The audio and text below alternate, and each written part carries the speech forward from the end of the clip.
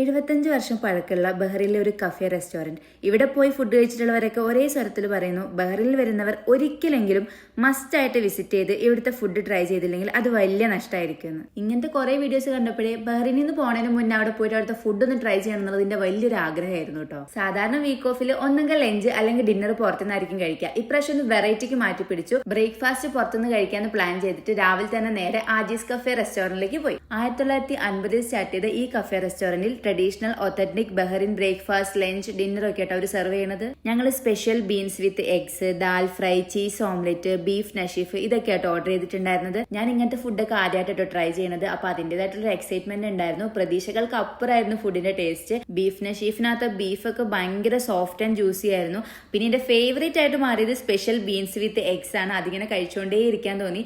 അവർ തരുന്ന nice and soft റൊട്ടി കൂട്ടിയിട്ട് ഇതെല്ലാം കഴിക്കാൻ നല്ല ടേസ്റ്റ് ഉണ്ടായിരുന്നു. ഇനിയിപ്പോ ഈ കറികളൊന്നും ഇല്ലെങ്കിലും ആ റൊട്ടിയിൽ കുറച്ച് കേട് കൂട്ടി കഴിക്കാനും അതുപോലെ തന്നെ ഹണി കൂട്ടി കഴിക്കാനും നല്ല ടേസ്റ്റ് ആണ് കേട്ടോ. അവർ യൂസ് ചെയ്യുന്ന മീറ്റിന്റെയും വെജിറ്റബിൾസിന്റെ ഒക്കെ ഒരു ക്വാളിറ്റിയും ഫ്രഷ്നെസ്സും നമുക്ക് ആ ഫുഡ് കഴിക്കുമ്പോൾ മനസ്സിലാവും കേട്ടോ. വെജ് ഐറ്റംസിനൊക്കെ ഇത്ര ടേസ്റ്റ് എന്ന് നമ്മൾ ചിന്തിച്ചു പോകും. ഇവിടുന്ന് കഴിച്ചതിൽ എനിക്ക് ഒട്ടും ഇഷ്ടപ്പെടാഞ്ഞത് ഇവിടുത്തെ പാൽച്ചായയാണ്. എനിക്ക് മാത്രമല്ല ഞങ്ങൾക്ക് ആർക്കും അതിന്റെ ടേസ്റ്റ് പിടിച്ചില്ല കേട്ടോ. പക്ഷെ ചായ ഫ്ലോപ്പ് ആയപ്പോൾ നല്ല ഒറിജിനൽ സാഫ്രോൺസ് ഒക്കെ ഇട്ടിട്ട് ഉണ്ടാക്കുന്ന ഇവരുടെ സ്പെഷ്യൽ റോസ് മിൽക്ക് ഞങ്ങൾ ഒരെണ്ണം വാങ്ങിച്ചു. അത് കിടുവായിരുന്നേ.